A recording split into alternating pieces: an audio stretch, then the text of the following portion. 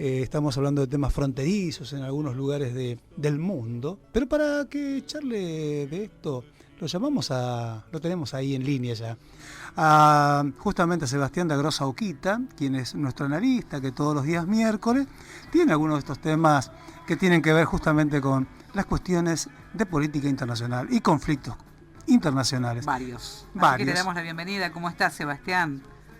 ¿Qué tal, Silvana? ¿Qué tal, Rubén y Esteban? Un gusto saludarlos. Hola. Hola. ¿Cómo anda todo? ¿Cómo anda la cuestión internacional? ¿Por dónde nos vas a llevar hoy?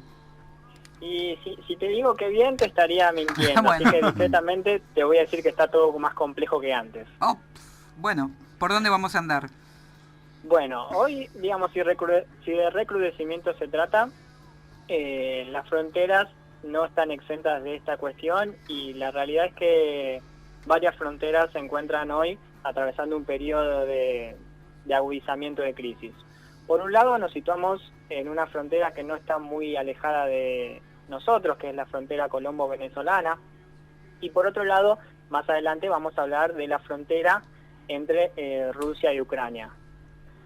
En primer lugar, digamos, hay que hablar que la frontera colombo-venezolana involucra un conflicto armado y relaciones e incidentes que han tenido un periodo que va desde 1960, caracterizado más bien por una guerra asimétrica que en gran parte de los años tuvo una baja intensidad entre los grupos armados disidentes y las Fuerzas Armadas venezolanas.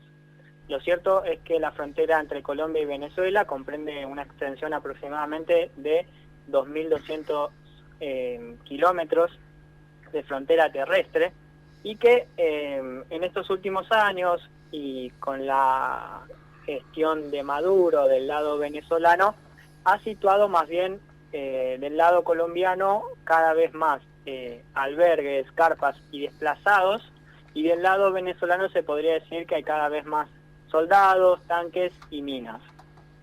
En este sentido, recientemente el enfrentamiento entre las Fuerzas Armadas venezolanas y los grupos disidentes de la FARC terminaron con asesinatos de militares venezolanos, 6 colombianos también fallecidos, una cuarentena de detenidos y más de 4.000 desplazados.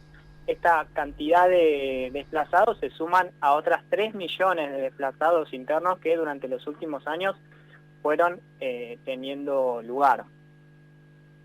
Por otra parte, digamos, hay que decir que al tiempo de haber asumido Nicolás Maduro, los pasos fronterizos, entre ellos el de Cúcuta con Táchira, había una depreciación tal del valor del bolívar venezolano que otro auge que también se dio del lado colombiano fueron las casas de cambio que operaban en la zona, donde se puede decir que entre otras cosas también se traficaban combustibles, medicamentos y drogas, como para aunar toda la cuestión polémica.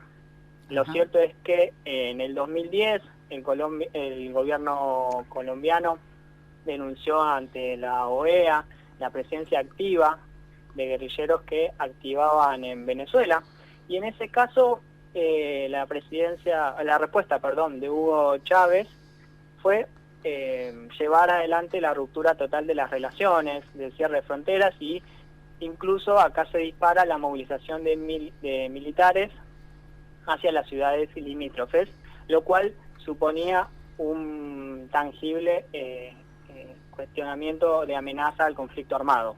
Ya en 2015, con el gobierno de Nicolás Maduro, pasó algo similar, y este recrudecimiento de este año ha llevado a un intercambio entre manifestaciones de sus diferentes ministros de defensa, Vladimir Padrino Gómez del lado venezolano y Diego Molano, en el caso colombiano, ordenaron reforzar la presencia en la zona militar en la zona, y del lado venezolano se denuncia que los militares atacaron campamentos ilegales de las disidentes de la FARC en Venezuela. O sea que no cambió mucho la realidad desde la época de Chávez hasta ahora. No, se podría decir que el recrudecimiento, incluso con el respaldo de Juan Guaidó a que se apacigüe o a que se calmen las tensiones entre ambos lados, generó solamente que haya acusaciones cruzadas y que en definitiva solamente conlleve a que haya más desplazados, a que se lamenten más víctimas y que la violencia no cese. Bueno, y ahora Sí. justamente estamos...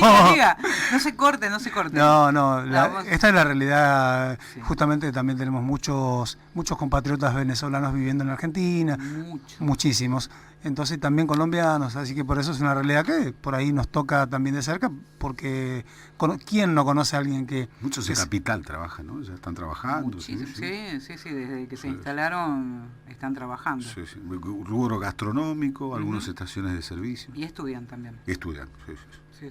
Sí, me permito agregar a eso, que esa reflexión, que en búsqueda de algún tipo de progreso o de movilidad ascendente, la ciudadanía tanto venezolana como en parte colombiana han buscado un montón de naciones limítrofes para poder progresar o para poder formar familia, entre las cuales la Argentina les ha brindado con bastante generosidad un espacio, y eso hay que reconocer que en nuestro país, entre tantos cuestionamientos, es un dato favorable. Siempre fue un país abierto y bueno, muchos sectores realmente cuestionan de alguna manera que ponerle las universidades gratis es un debate no profundo, porque si vos vas a estudiar a otro lugar vas a tener que ponerla, te guste o no.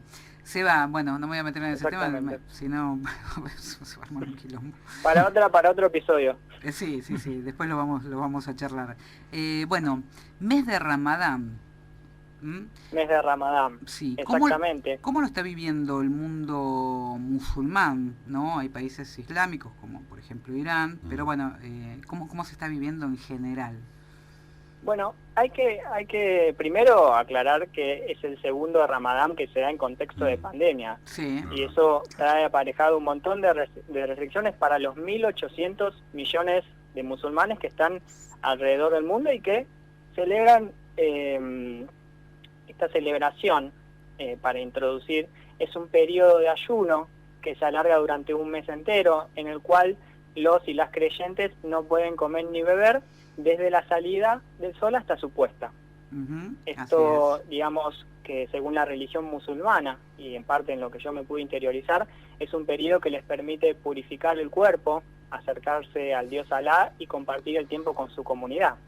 Y dejo esto último mencionado como en parte cuestionable, porque esto de reunirse para los musulmanes es una cuestión de rito, porque ellos llevan adelante el iftar, que es una gran cena de celebración, al compartirla con familiares y amigos, donde se disfrutan alimentos y platos típicos. Entonces, en contexto de pandemia, digamos que esto se vino restringido por las diferentes naciones que hasta el día de hoy están padeciendo, digamos, una crisis sanitaria. Sí, igualmente, bueno, esto así se rompe el ayuno habitualmente, que es cuando se hace esta fiesta, digamos, para disfrutar de los distintos platos. De esta manera lo hacen. Hoy, claro, el mundo está acotado en este sentido, así que las reuniones, calculo yo, en distintos países, la comunidad lo debe hacer de acuerdo como esté con sus también, burbujas y de acuerdo sus posibilidades, cómo esté cada país. Es un momento de mucha súplica. Hoy se está pidiendo mucho por esta situación para que pronto pase. Realmente es admirable, ¿no?, como el musulmán cree absolutamente en Dios, ¿no? Como único ser pilar, superior. Así que bueno, esto se respeta, se cumple a rajatabla, pero te cuento algo, y se lo cuento a Seba, que seguramente ha leído mucho acerca de este tema. Están exentos de cumplir el ayuno las personas que son muy mayores, y aquellas personas que estén enfermas. No es que vos tenés que... obligatorio. Sí, está muy bien. Todas maneras, para aquel que no ha cumplido por alguna cuestión con el ayuno durante el mes y ha tenido a lo mejor alguna pausa, se cobra una multa. La multa de qué manera se paga, no es con dinero, sino con tanta cantidad o tantos kilos de arroz, de alimentos. Eso es lo que se debe pagar si vos no cumpliste. Pero bueno, por una razón especial, no tiene que haber pasado, pero te cuento quiénes están exentos de cumplir con este ayuno en el mes de Ramadán, que ya va por su segunda semana. Sebastián, un gustazo haber hablado con vos. Nos reencontramos la semana que viene, si Dios quiere, con nuevos temas, recorriendo el mundo en el plano internacional, si te parece bien. Por supuesto, un gusto. Los saludo a los tres y que tengan una buena semana. Gracias.